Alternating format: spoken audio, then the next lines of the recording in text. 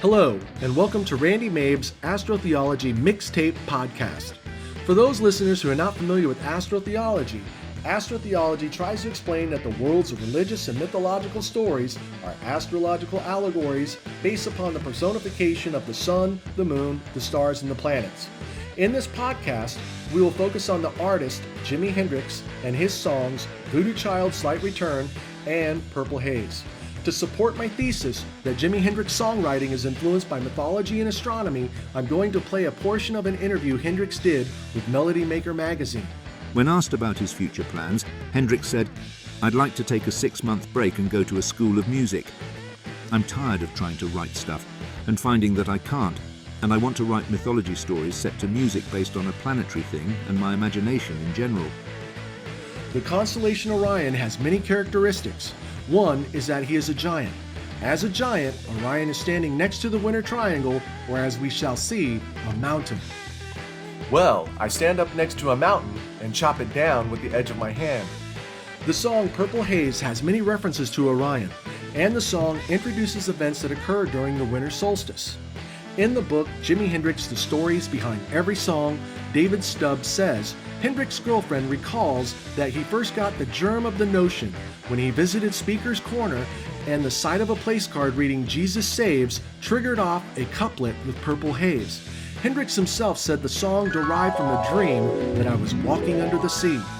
Interestingly, the constellation Orion is walking under the sea, specifically the Milky Way. In many pictures, the Milky Way is purple, and Orion has his head in the Milky Way, or shall I say the Purple Haze. As for the Jesus Saves couplet, Orion is the astrological cross, and the adjacent Winter Triangle is Skull Hill. Therefore, Jesus is crucified and saves in the Purple Haze. Note that the original poem titled Purple Haze, Jesus Saves has the phrase, "Through the haze, I see 1,000 crosses." During the late spring and early summer of the year 2012, the planet Venus, the goddess of love and prostitutes, will go retrograde and make a loop around the head of Orion. This is the inspiration for the lyric, "Excuse me while I kiss the sky." During the galactic alignment of the year 2012, the Milky Way will surround the Earth, and this is the prompt to the flood stories in mythology. This is also the prompt to the lyric, "Purple Haze all around." At this time, Orion will go down in the west, and the constellation Ophiuchus will be rising in the east. Ophiuchus is the astrological coffin, so whether it is Jesus dying on a cross and being placed in a tomb, or Osiris fitting perfectly in a coffin, both stories are the constellation Orion going down in the west at the same time Ophiuchus is rising in the east. This is the prompt to the lyric, "Don't know if I'm coming up or down." The winter solstice is the birth and the death of the sun. Both Jesus and Osiris are a personification of the sun, and this is the prompt to the lyric, "Am I happy or in misery?" Is this the birth of the sun and a happy birthday? Or is it the crucifixion death of the sun, thus misery?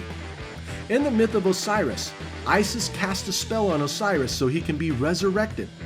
This is the prompt to the lyric, "Whatever it is, that girl put a spell on me." The lyric, "Purple Haze all around my eyes," is another reference to Orion, whose head is in the Milky Way. The lyrics, "Don't know if it's day or night," is a reference to the winter solstice. Writers use hyperbola when describing the winter solstice. In this case, hyperbola is the viewpoint from the North Pole. From here, the sun does not rise above the horizon, thus one cannot tell if it's day or if it's night. The lyrics, "Is it tomorrow or the end of time?" references the most famous winter solstice of all time, December 21st, 2012. Many cultures have referenced this date as Doomsday.